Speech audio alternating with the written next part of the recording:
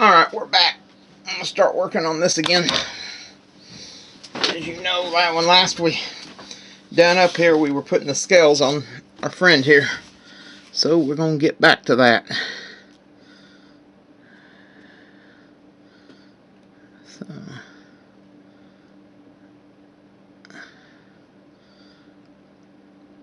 So let's see what we can do.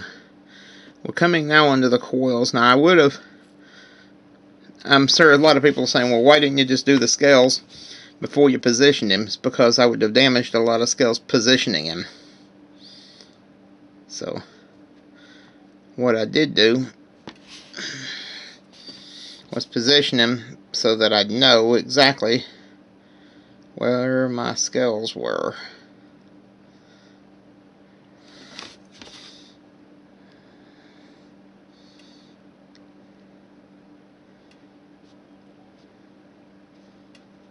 So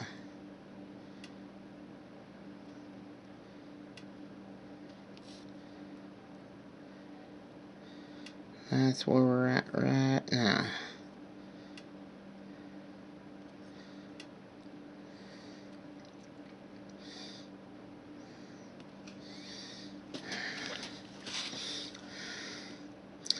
So, I said, I know it seems tedious, but all you're doing basically, I'll see if I can get this up here where you can see what I'm doing. Alright, watch what I'm doing here. Bring it up to where you can see. 2 little points, a little keeling, 2 little points, I'll put a little keel there, keel, keel,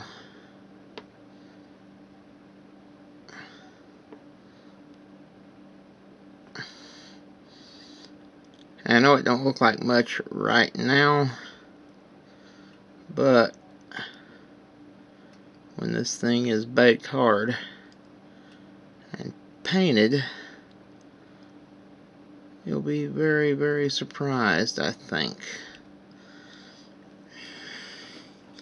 So we've got to come in under here now. Have to put some scoots. Kind of do a little bit of scale work right in here.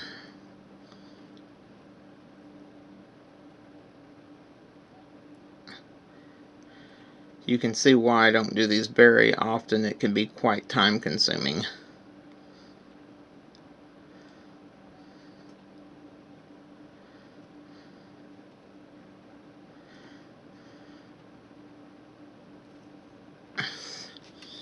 Now, come around on the outside because I'm going to have to get this outer coil.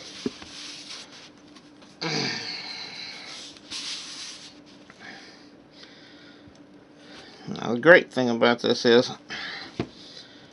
that you'll be able to, some of this you won't have to paint because it's going to be kind of a hidden surface, but you're going to have to paint some of it, or at least put this detail on it like I'm doing. Now, is it 100% perfect? I've seen people that do scales a lot better than me, but mine's been pretty popular, so I guess that counts for something.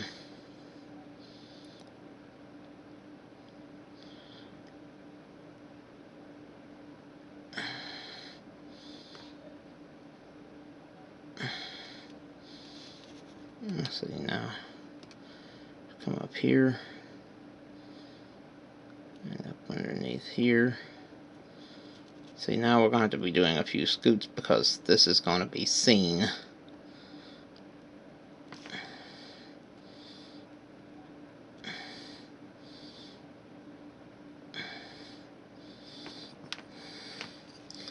Now, come back up here. Go ahead, put a few more scales here. Gotta be very careful that you don't damage your detail work while you're detailing it.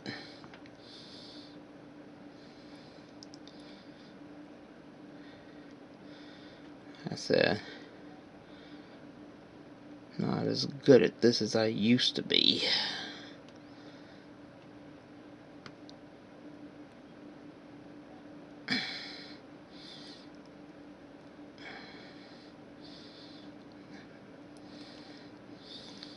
Used to be real good at this. Even sold a few.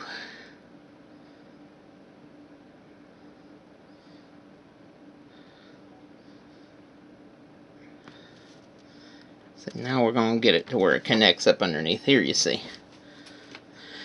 So I have to very gently get in underneath here. And it won't have to be as detailed because I'm getting into a spot that's going to be hard to see.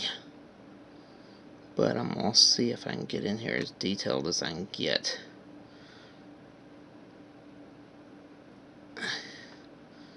There we go.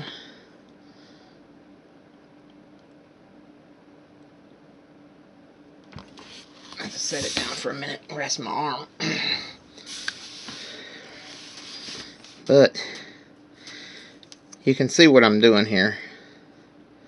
Just kind of go down the body.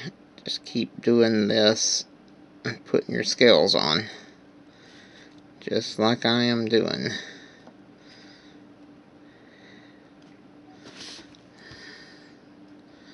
So, put a kill there, a kill there. Yeah, corn snakes often kept as pets too. They got that name because they lived in corn. They liked to hide in corn cribs and grain bins. Of course, those being natural hiding spots for mice and rats, it seems like a good spot for them.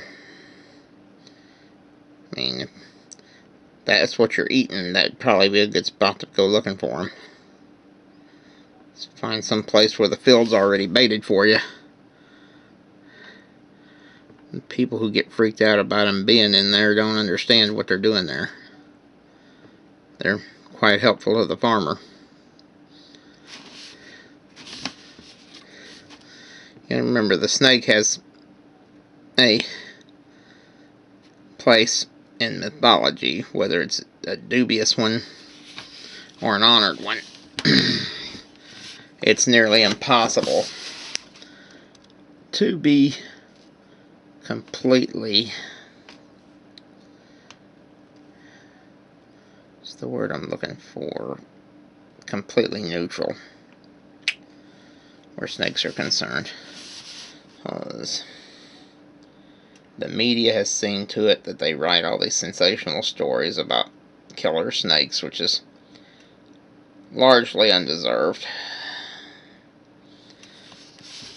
They like to play up all this stuff. It's one reason I'm glad I don't watch TV anymore, because like the nature programs no longer show nature programs. Animal programs like Animal Planet no longer show animals. Do a lot of sensationalist garbage. And I know there are going to be people, Dr. Von Mad, well, what about TV? Well, about 2 years ago, looked over at Myra and I said, you know, when was the last time we turned our TV on? We realized it'd been 3 months since anybody had watched the set. At this point, you realize you're paying a flat fee of $100 for internet and cable, and you're only using the internet. I was watching YouTube all the time. So, cable TV was not something that we were precisely needing. But that's neither here nor there. Let's get back to snakes. So, as you can see, once you get good at it and start getting your groove, you can get... Now, around in here, it's not going to be as pretty because I'm having a hard time getting into that angle. But it'll suffice.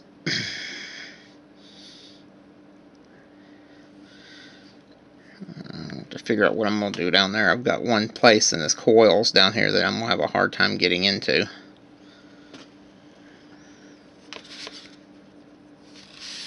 Okay. May end up resting a minute and coming back to it. So this is, like I said, it's kind of a time-consuming business here.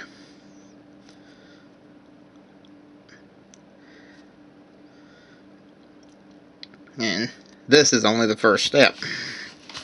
We also have to paint this thing.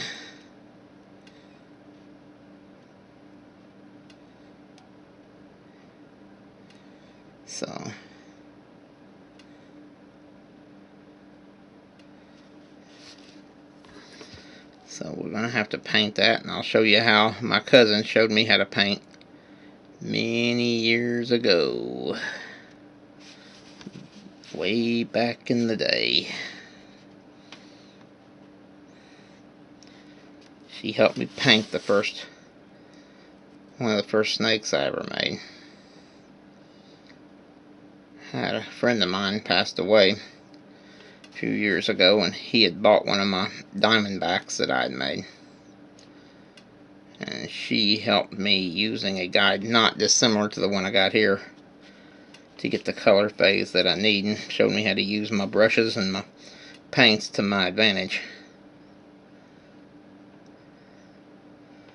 I sat right there at the kitchen table and painted the first one I ever did.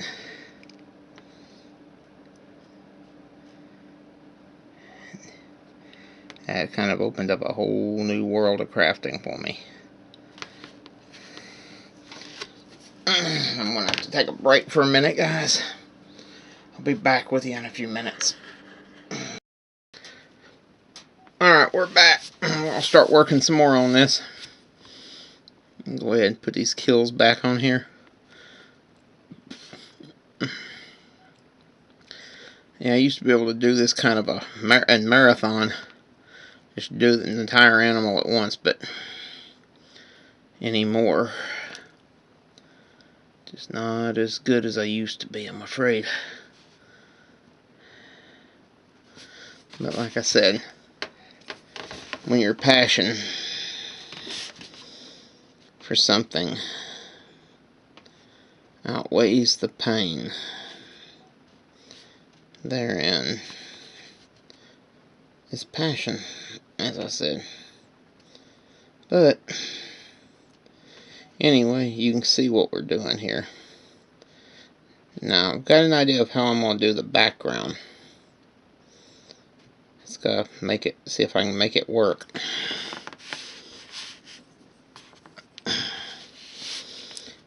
Yeah, I had the same problem when I'm handwriting. The longer I handwrite, the sloppier my handwriting gets.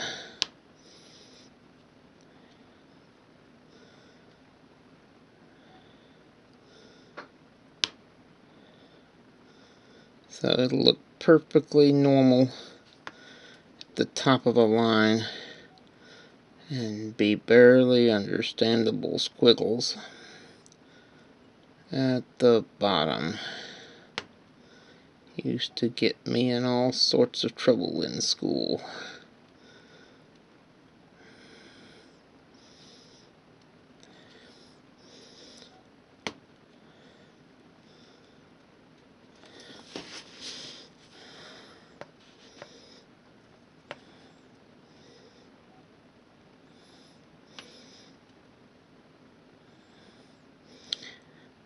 This method right here is actually kind of something I taught myself. I mean, you don't see too many artists that tell you how to make snakes. I saw a guy the other day that makes them out of wood. Now, he's got some skill. I don't do bad for myself, but he's got some talent.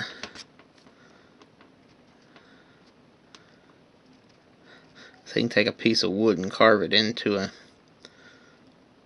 and literally carve it into something that looks like he could reach out and flick its tongue at you. So, and he does some really cool stuff, like he did this one of a wolf spider on a necklace, and I mean, the spider looked like it was going to crawl away any second. How he gets that, how he can coax that out of wood. I can never tell. My brother, he'd probably be a little bit embarrassed for me to mention it, but he's always been a great artist in his own right. Painter.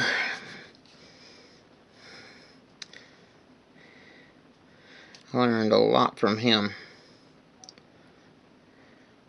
For example, always color along the contour or whatever it is. When you're shading, always shade in the contour of what you're doing. You never do a vertical coloring in on water, as water flows sideways. And that is a lesson that has stuck with me.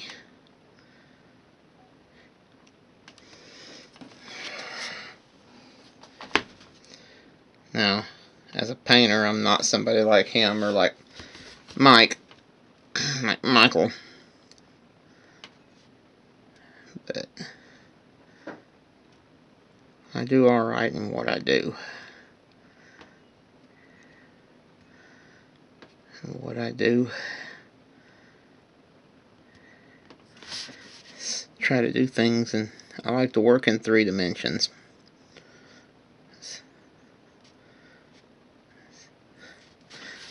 It's kind of that whole mad scientist thing, I think.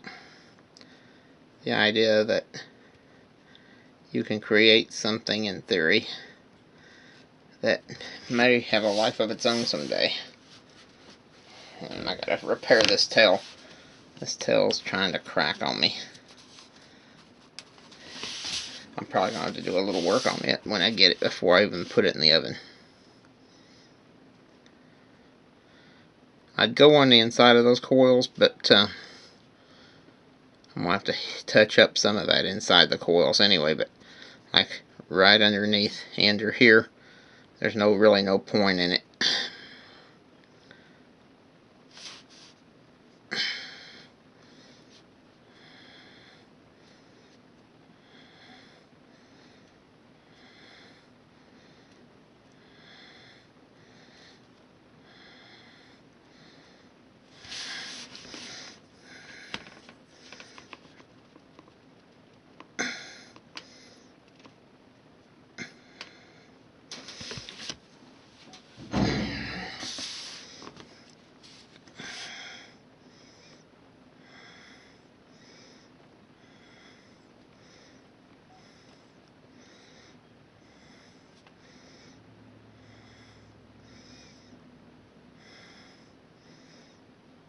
I like to work with a lot of the native snakes when I'm doing my sculpture. Maybe it's just my sense of nationalism.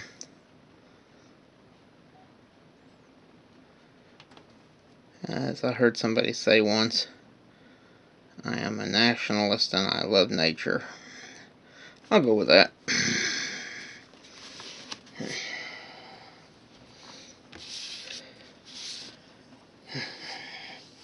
Because I can do with maybe some crude approximation what Mother Nature does oh so well.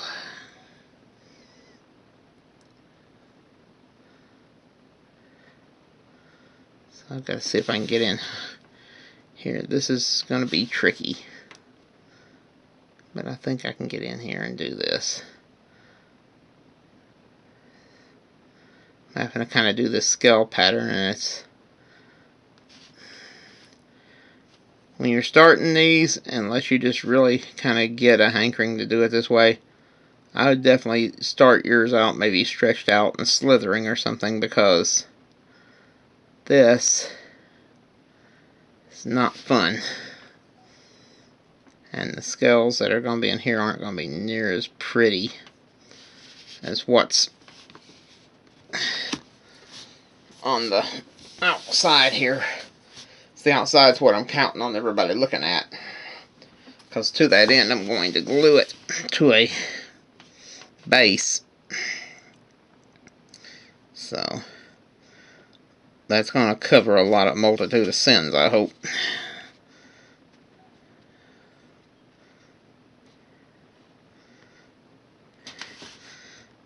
Alright. So,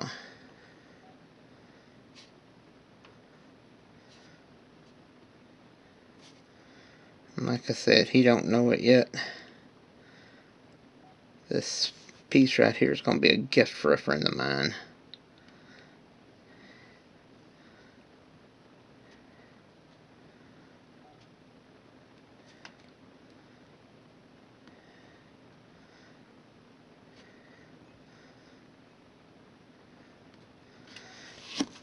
Turn him a little bit.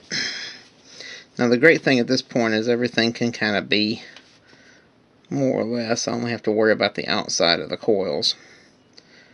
The disadvantages to a coiled snake is you're having to get into some awkward areas unless you just do it just so. Like the Sidewinder I made was actually a jewelry box. You could remove the head and coils, the head and neck and the coils inside with a compartment for the jewels. Won a prize with that one and then eventually sold it. So, I guess there's something to be said there.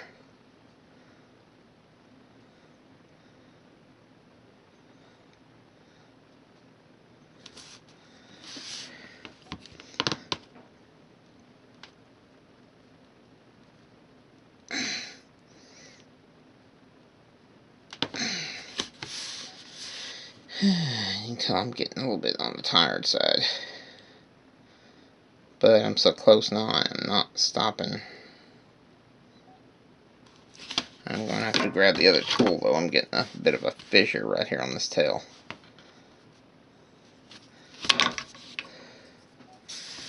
Now, in a minute here, I'm going to upload this while this is baking. I'll show you the base I plan on using. I'm getting that fissure again. There we go. I'm hoping that don't crack during baking. That would be not awesome, as Lars would say on Survival Russia. That would be not awesome.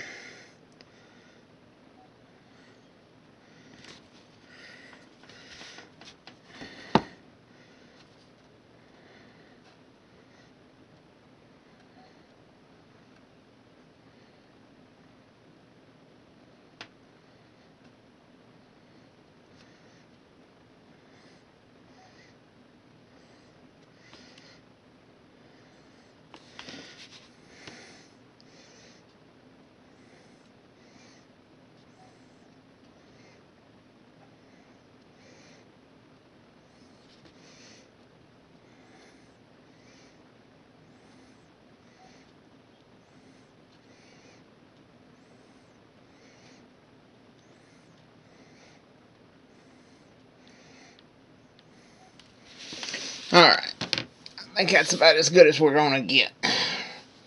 I'm going to touch up the scales a little bit where I kind of had to, when moving it around, I kind of smashed it down a little bit. It kind of marred my detail work. That's what I was afraid of doing.